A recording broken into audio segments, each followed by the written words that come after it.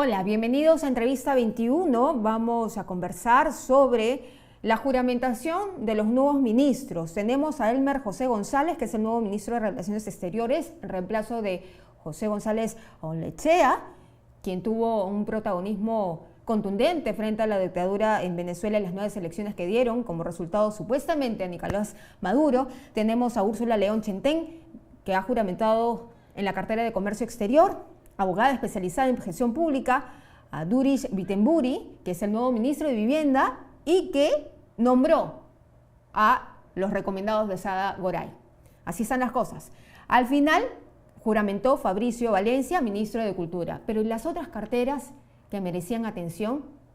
Salud, educación, interior, donde la gente está pidiendo cambios contundentes para la lucha contra la inseguridad ciudadana. Bueno, ya estamos conectados con Rubén Vargas, exministro del Interior. Le damos la bienvenida. ¿Cómo está?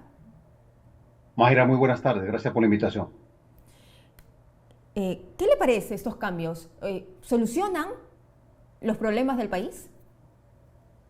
Mayra, con toda sinceridad, son cambios sin mucha relevancia, sin mucha importancia política o de gestión.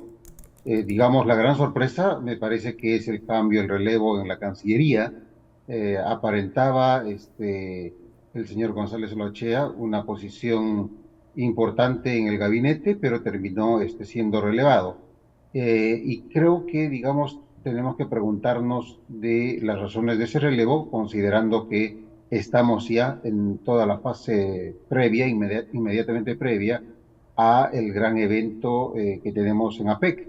Somos anfitriones y lo importante hubiese sido, digamos, tener una cancillería y un equipo que siga trabajando en ese tema, que es absolutamente importante para los intereses del país.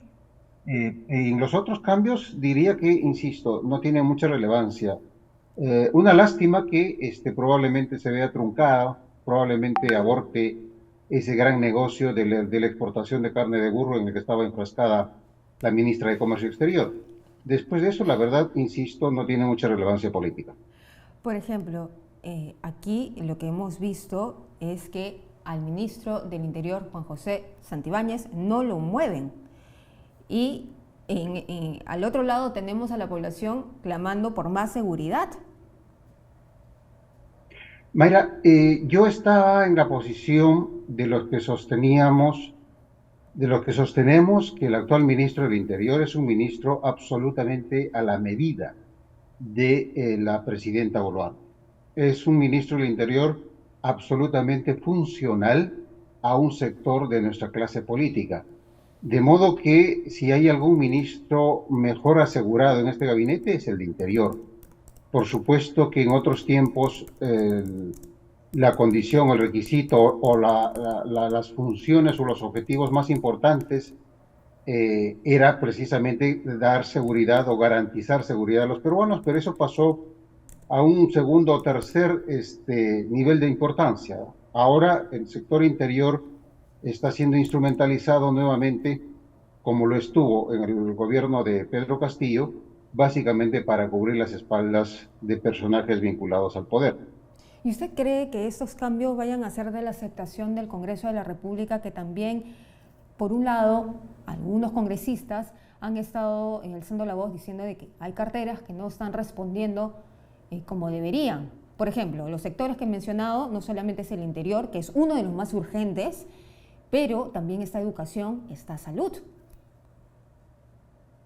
Mira, yo creo que el Congreso ha claudicado a esa función importantísima de un sistema democrático que es el control político y la fiscalización.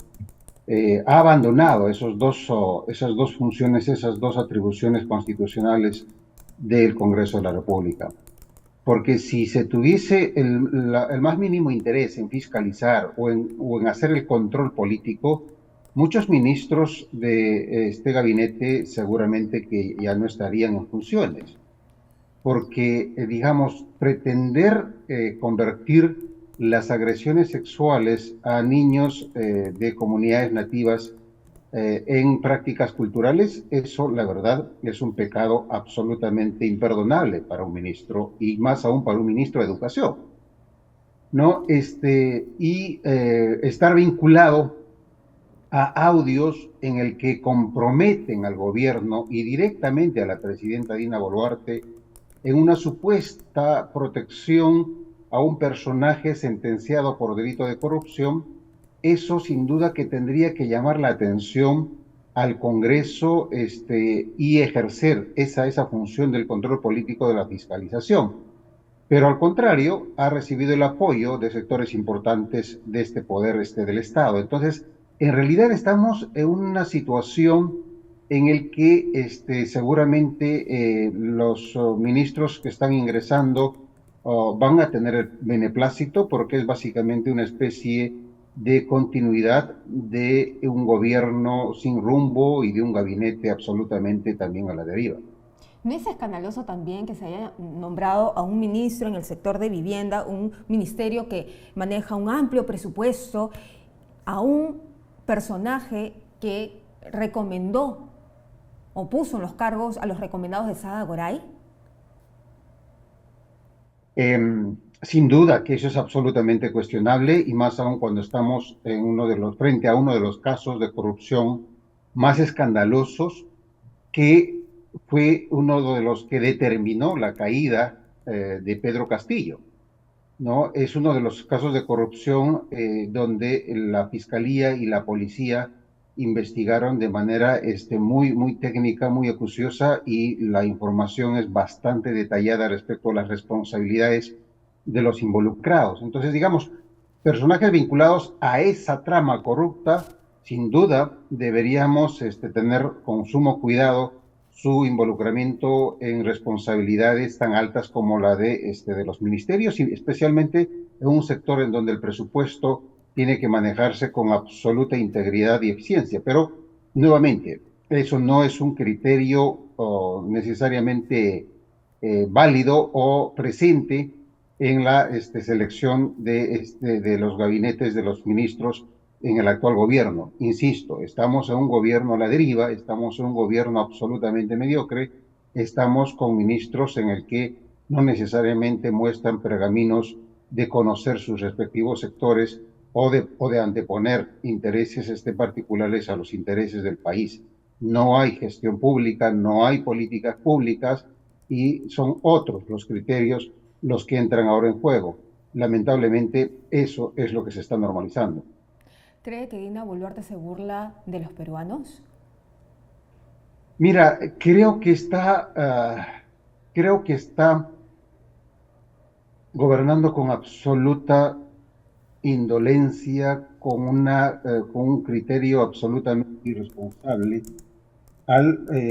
por ejemplo, tratar el tema del desborde criminal con una ligereza imperdonable. Creo que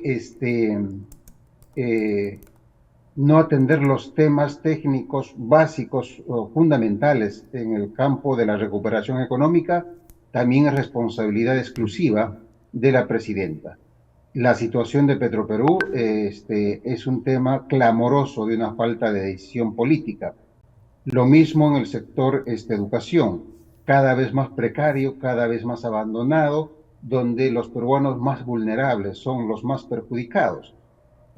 Y por supuesto también en los otros sectores también que brindan servicios básicos. En general, lamentablemente, estamos todavía en ese pozo oscuro, en ese agujero negro en el que hemos caído y en el que seguimos cayendo sin posibilidades todavía de ver luz al final de ese túnel, al final de esa luz, de ese agujero negro.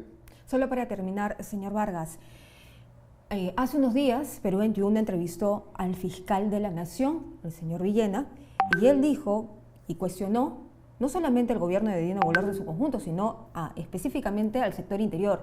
Y dijo que el gobierno de Dina Boluarte intenta de alguna forma distraer la atención mientras Cerrón lleva más de 300 días prófugos. Sin duda que es una conclusión absolutamente válida. Y creo que una de las cosas más cuestionables que está haciendo este gobierno y específicamente el sector interior, es generar una pelea absurda, un dime que te digo absurdo, con el Ministerio Público y con el fiscal de la Nación.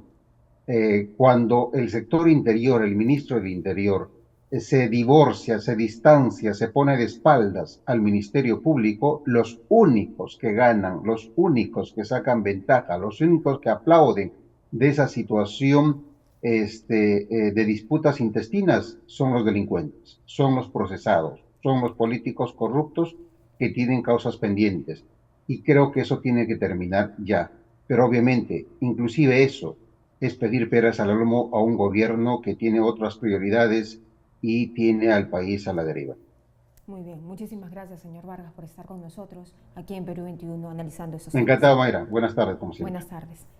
Bien, era entonces Rubén Vargas, exministro del Interior, que estaba con nosotros reaccionando ante los cambios ministeriales, que son 4: comercio exterior, relaciones exteriores, también está cultura y está la cartera de vivienda.